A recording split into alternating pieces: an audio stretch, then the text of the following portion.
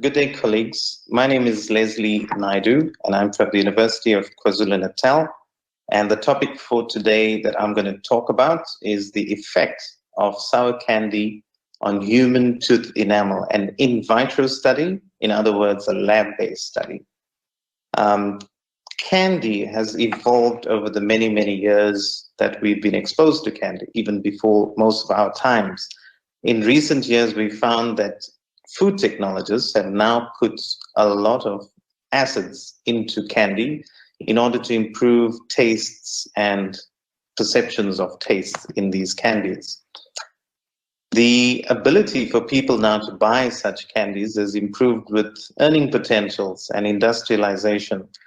Modern confectioners are able to place multiple acids into candies to improve taste sensations. This has led to addictions and the notion that a candy can be more durable in the mouth, which gives more pleasure to the person eating the candy.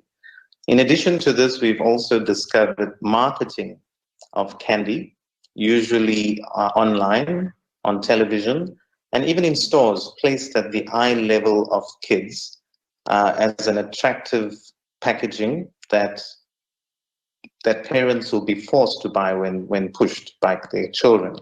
We also find that candy has now found its way in cartoons and online games that children have been exposed to as well. In this very old slide, you'll find that a candy costs 10 cents and lasts 23 minutes. What's a candy bargain? And that's an old American advert. And what we find is that more and more manufacturers are making candies that last longer by improving gelatin contents and so forth. A common one that people might be very aware of is sour candy called sour worms. And children love these candies. They chew on them for more than the amount of time that is necessary, because it takes time for these substances to dissolve in the mouth, and then it improves the taste sensation. And the impact on the teeth is the duration of time that these candies, and more especially sugar and acids, have on the tooth enamel. So the objectives of our study was to evaluate acid types, strengths, and concentrations that are found in candy today. So some of them are in the sour candies, and we also looked at regular candies. We bought approximately about 80 different types of candies and did these tests. Another objective in the study was to assess the erosive strength of the candy on the enamel using various different types of tests. We also looked at the structural changes that occurred in the candy. Now, this is a very in-depth study that was done with lots of data, so I'm going to just go through very quickly, showing you some of the results. But before I do that, we're going to look at the study methodology and process. In this slide, you will find the details of how we went about selecting the candies, finding the teeth. These were done on extracted teeth that were segmented and prepared. There were hardness tests. VICKERS hardness tests were particularly done, together with all types of various elemental analysis that we did on the teeth. But in this slide, if you're interested, you'll find the details of the process of the study. Now, going back to the anatomy of teeth, and I'm sure many of our dental colleagues would understand this picture very well. And the thing that we are concerned about mainly is the enamel, or the outer covering of the crown of the tooth. And that is what this study looked at. Enamel is one of the hardest parts of the human body. And we know that it's approximately 1 to at most 3 millimeters on a back molar, for example. But on average, studies have shown that enamel has approximately 1 millimeter thickness. And this 1 millimeter thickness is our shield for the tooth against all these types of assaults that we're exposed to. Enamel is comprising approximately 98% inorganic compounds, commonly known as calcium hydroxyapatite crystals, or it could be replaced with fluoride, and we call them fluorapatite crystals. It's only about 2 or 4% of enamel that has water and organic compounds. And this is what makes enamel permeable and thus vulnerable to acid invasion. We are all very familiar with tooth decay, but some of the non-carious enamel structural losses are the following, and there's good pictures here that shows you attrition, abfraction, erosion, and abrasion. Tooth enamel can also be lost to traumatic injury, but our main focus today will be looking at the erosive potential of sour candy and candies in general on our tooth enamel. So in a nutshell, the laboratory analysis that we've deployed in the study went through the various factors that you see down in this slide over the 7 points. We used an atomic force monitoring analysis to look at enamel surface integrity. We also deployed Raman spectroscopy to look at the enamel mineral content. We use SEM imaging, and we also were able to use in the SEM machine EDX compound analysis to look at the elemental compounds of the tooth and the impact from that. We, as I mentioned earlier, looked at the VICKERS hardness tester to analyze enamel structures. An optical microscope was used to measure the thickness of the enamel. And lastly, we did a lot of chemical analysis on the candy and neutrality tests that looked at the acidic strength of these candies. This is one of the tests that showed us how we did the candy analysis. And as you can see in this picture, we basically took candies, approximately 5 grams of each, were dissolved in 5 moles of deionized water. And we did pH analysis over 3 days. And we found predominantly that the sour candies pH was very close to 2 and 3. And the pH range for normal candies, that's your regular candies that are not sold as sour candies, sitting at a pH of about 4 and 6. A neutrality test was also done using sodium hydroxide to neutralize these solutions and to find out how much volume of sodium hydroxide was needed. Some people might be interested in this slide that wonder about the impact of saliva and how saliva can play a role in neutralizing the acids. But what we were interested to find out is acid strength. So some candies had lots of acid strengths, and if you look at the volume of sodium hydroxide titrations in some of these candies, you would find them to be quite high due to the strength of the acids in order to get them closer to the pH of around 6 to 7, which is almost neutral in the oral cavity. I found this to be quite interesting to put people in perspective as to where exactly in the pH scale sour candy falls. And if we look closely, this is a neutral level of just water. And as we go on to the basic side, we find bleach and so on the right-hand side. And if we go into this area, we have a battery acid at a pH of 1. And between 1 and 2, we have one of the sour candy called Fun Dip, sitting at just about 1.6 on the pH meter. And at 2 to 3 is where the predominantly we find most of sour candy pH analysis tests brought us there. So that is just to put you in perspective of the various different types of products that we consume and where sour candy falls. This is a slide showing you the tooth sample preparations.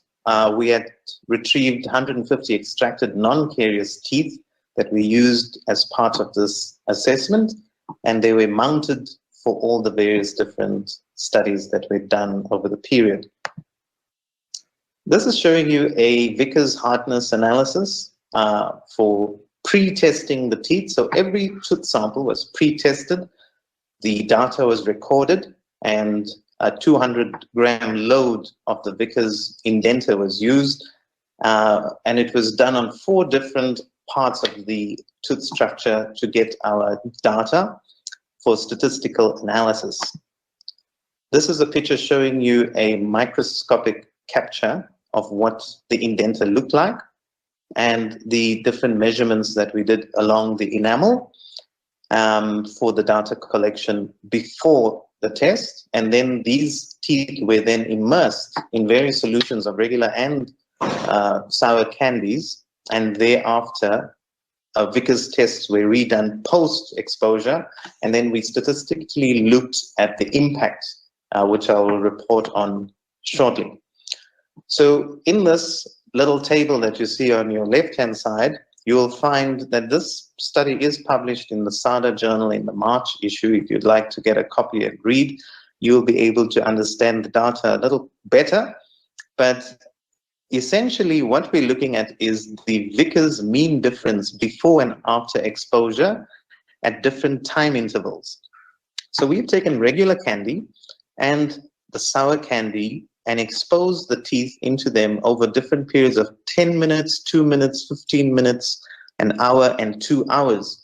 And as we left these candies for a longer period of time in both the regular candy and the sour candy, we found that there was an impact to the surface integrity and hardness of the enamel, with the sour candy having a greater impact, leaving stresses and a reduction in the hardness of the enamel over a greater time in the teeth. So in summary, there was a great significant loss of surface hardness. We then conducted Raman spectroscopy tests, which then showed us exactly how much surface integrity was lost. But in a nutshell, this summary highlights the impact on the hardness of the enamel. Raman spectroscopy is done by passing a laser through the enamel and getting certain elemental readings on mineral content. So we found that with this Raman laser, we were able to analyze teeth once again pre-exposure and then post-exposure at different times in the interval of exposure. A 70 megawatt laser was used over 3 seconds, 10 seconds, in 5 different areas of the tooth and 5 different measurements in a 20 by 20 micron sampling area. And then we averaged these readings to find the pre and post data, which was then statistically analyzed. In this slide, you will see graphically what is called the 960 band Raman shift. In the 960 band, if I could point out to you here, you'll find that there are different graphs showing you the peak that is the 960 peak of the pre-exposed tooth, and the lower bands in the red graph shows you the post-exposed shift. A decrease in the peak intensity confirmed that there was significant demineralization of the tooth enamel, especially more so for the sour candy samples. And even in the regular candy, there was some loss of mineral content over the different time frames. We've also found that over more time, more mineral contents were lost on more time exposure. Following these tests, we then took to the atomic force monitoring system. Now, if you look at this diagram, it shows you the actual setup of the computer systems and the atomic force monitoring instrument. And the AFM analysis also uses another laser, and it uses a nanoprobe. We used a nanoprobe on contact mode to the tooth surface to find out what was the surface characteristics and topography of the enamel structure pre-exposure. We then recorded all these samples and took images of them and captured the data of the pre-exposed teeth. We then exposed them to the regular candy and to the sour candy, and then we're able to capture some images. Now, these are not all of the images, but just some of them. In the first image, it shows you the surface topography of a tooth enamel structure. That's 10 by 10 micrometers. And it shows you what the enamel subsurface or the surface looks like. In the second slide, we expose this to regular candy. And you'll find over 15 to 2 hour period, this is the kind of outlook we found in the regular candy. And the same structure of enamel, we expose this over to a pH of 2 in the sour candy. And we can see a total loss here of the surface integrity, which tells us that surface acid exposure on enamel leads to a high degree of surface irregularity in the teeth structure. This once again shows the enamel that has lost its topography on the surface. This wave that you see on the top is the pre-exposed enamel, and this is after the candy exposure.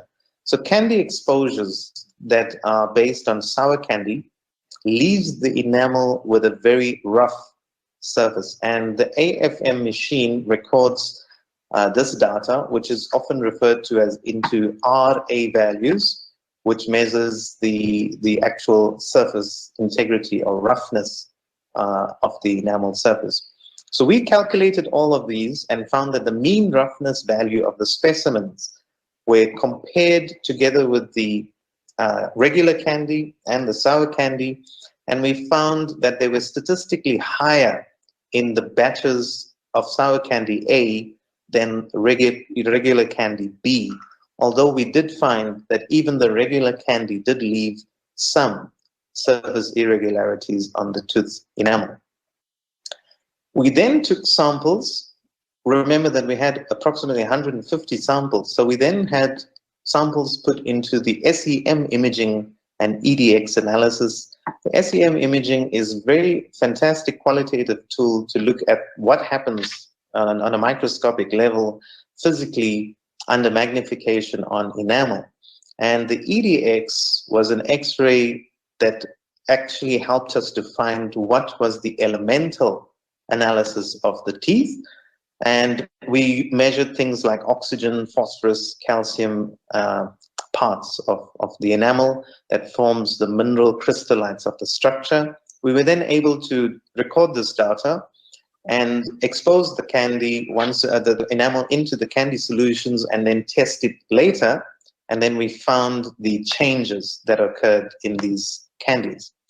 In this SEM imaging, you will be able to clearly visually see in regular candy, these were before pictures. So this is before in one sample A, and that's before sample B. So these are your normal teeth enamel under 1,000 times magnification.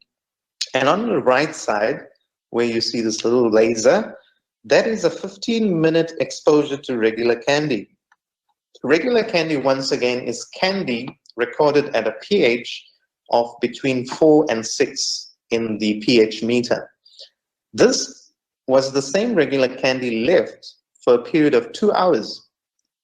And what we've noticed here in this image is that the enamel micro rods and sheets structure has been totally etched away. And if you look very closely, you'll see that the inter-rod enamel has totally disappeared from this sample. And that now visually tells us why the AFM machine probe gave us those kinds of results, and why the indenter in the VICKERS would give us a higher value for teeth left for a longer time in these types of candy. If we look at the sour candy exposure, this is the before and after images. This is 15 minutes in a sour candy at approximately 2 in the pH meter. And this is a normal enamel exposed for 2 hours. What we are looking at in the first picture is a loss of surface integrity. But what we see in the second picture is quite alarming, is that there's a total loss of not only the inter-rod sheets and the inter-rod enamel, but actual dissolution of the hard crystalline substance of the enamel rods itself.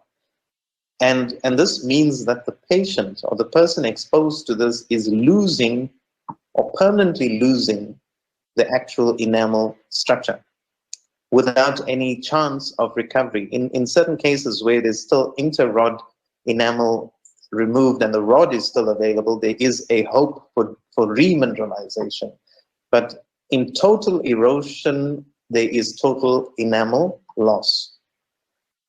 So we then exposed these teeth to some x-rays and did the EDX analysis. in the EDX analysis, we can then quantify the elemental characteristics of the calcium, phosphorus, and carbon and oxygen in the teeth. This is showing us a 15-minute exposure in regular candy, and we notice that there's 11.8% loss after 15 minutes in calcium. And then when we look at 2 hours, there's a 34% loss of calcium and phosphorus.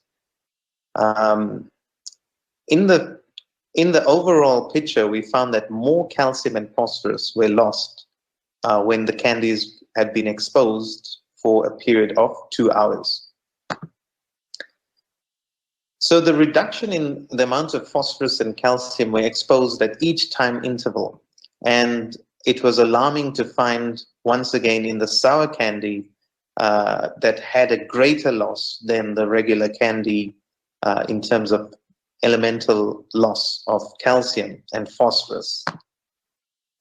So why do we find the need to have sour candy in our lives?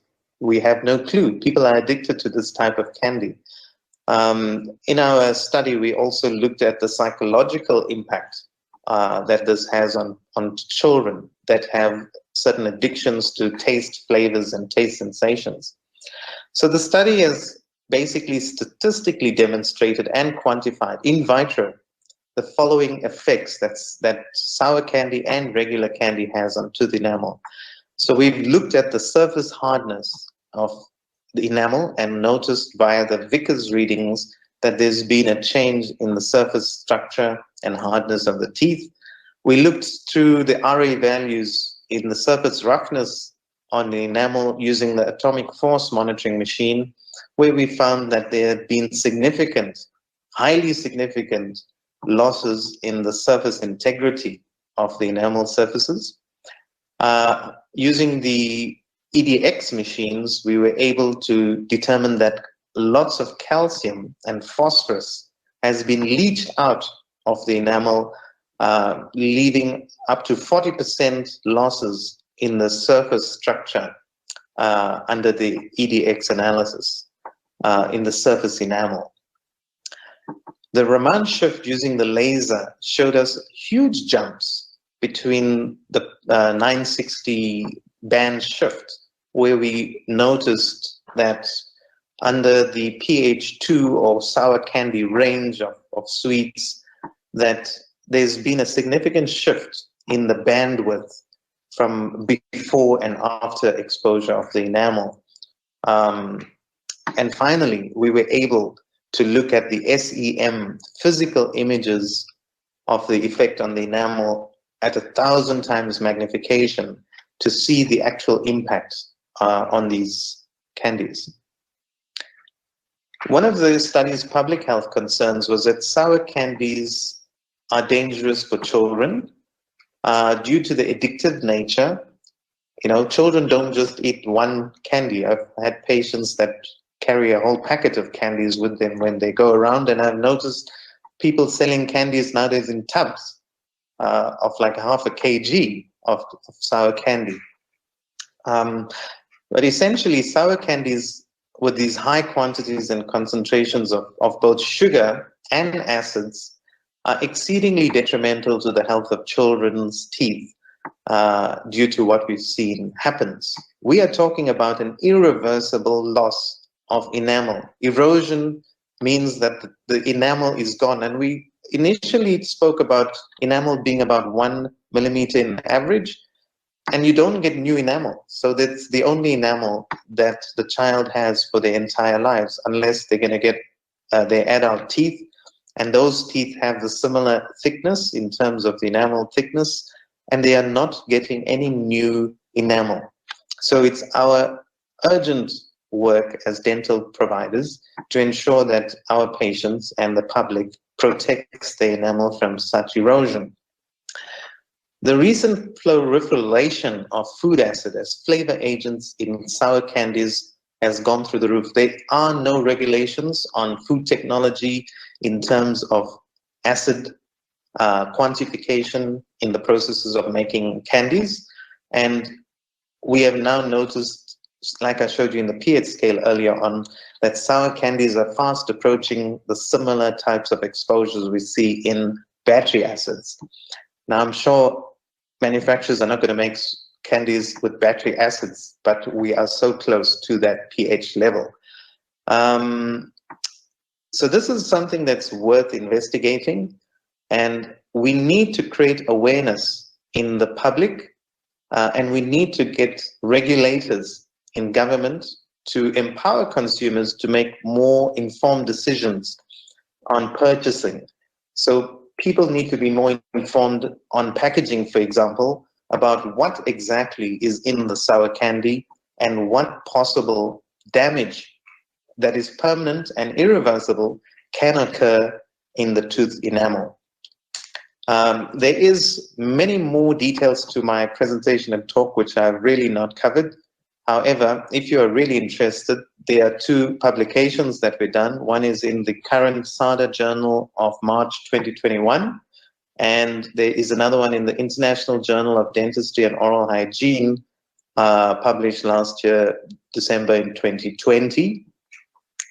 This ongoing work will hopefully carry on, and if you're interested to join in this type of project, you may link up with me on ResearchGate, and I'm looking at extending this work into looking at the impact of various substances on enamel integrity. I hope you enjoyed the talk, and I wish you well. Have a good day.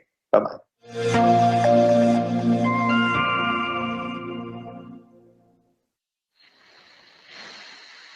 Thank you so much, Mr. Naidu, for that insightful presentation on my favorite pastime, sour candy. So let's head over now to our Q&A session to answer some of the questions that our attendees may have. Okay, looking at the first question, what advice do you have to give patients to curb sour candy when cravings hit? That's an interesting question. Like I initially spoke in my presentation, that sour candy has found to become addictive, and in kids especially, or in teenagers. In my own experience as well, you can't just chew one sour candy. Once you start the taste buds, you actually feel your salivary glands kind of getting excited, and everything just gets, excited in the mouth. And I think it's like an addiction that's biochemical almost, because our tongues have very sensitive taste buds, and these close to reality flavored candies, like the flavor of strawberry or lemon or lime, and all the fantastic berries that we're supposed to be eating are replaced with artificial flavors. And these artificial flavors have chemistry in them, and the chemistry is all based on acids. And these acids are essentially, the thing that's damaging our enamel. So where it might appeal to the tongue and so on, it does not appeal very well or leave our enamel in good state for the future. Now, what can we do to replace this addiction? I personally have taken a liking to nuts, peanuts and raisins, and making better, healthier choices as we get older. Some of us may have problems with diabetes, or the risk for diabetes and so forth. So whilst government has taken a very hard stand on sugar, they haven't really looked at the impact of acids in foods and put any regulation there. So it's a difficult one, because preferences comes from things that people slowly get addicted to. So for example, before sleeping at night, you might like to have coffee or your favorite chocolate. Or someone might like cheese or wine as you get older, I think. And some people, the younger people, like sweeter things. And acids most definitely plays a role in these kinds of exposures in our mouth. I cannot, for the life of me, give someone advice on what to taste, because the tongue has a mind of its own. Taste buds and taste sensations and psychology of taste an addiction is something that comes behaviorally and cognitively. So I think if people are made aware, especially children, young children and parents are made aware of the toxic, harmful nature of some of these candies that are out there, then they will have to think about what they put in their mouths and not just follow the tongue, you know? Yeah. It's almost like a drug, like young kids after sugar. If you just keep giving them sugar, they get crazy. And the impact of sugar is well documented. A second problem that I don't think I presented on because of the time of the limit on these presentations was the soft tissue injury. I spoke a lot about the hard tissue impact on enamel, but there has been a lot of soft tissue injury on the buccal mucosa, on the tongue surfaces, on damaging taste buds. These acids and the erosive potential on enamel is so high. I'm not sure whether there has been much of real analytical studies on a microscopic level on the soft tissue impact. There has been some studies that came out in the US looking at soft tissue injuries from sour candy. Some of them was acidic burns on the oral mucosa, on the palate, and taste bud alter on the actual taste buds. There's alterations in the soft tissue of the taste buds. Some studies also looked at the acidic pH balance in the blood and the digestive tract from consuming such high levels of acidic candy. So in short, for that person that asked the question about, you know, what do I replace sour candy with?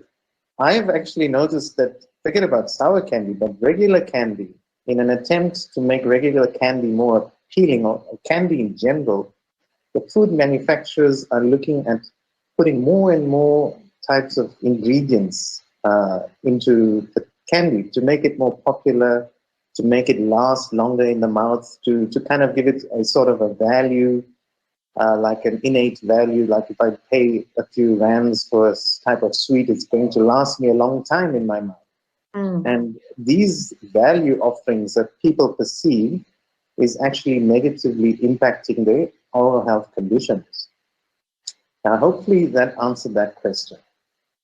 Thank you for that. I'm actually glad you brought up the topic of the soft tissue damage, because one of our attendees has actually asked what is the effect of sour candy on the tongue. Some patients complain after eating sour candy, it's almost like they're getting a peeling effect of the tongue.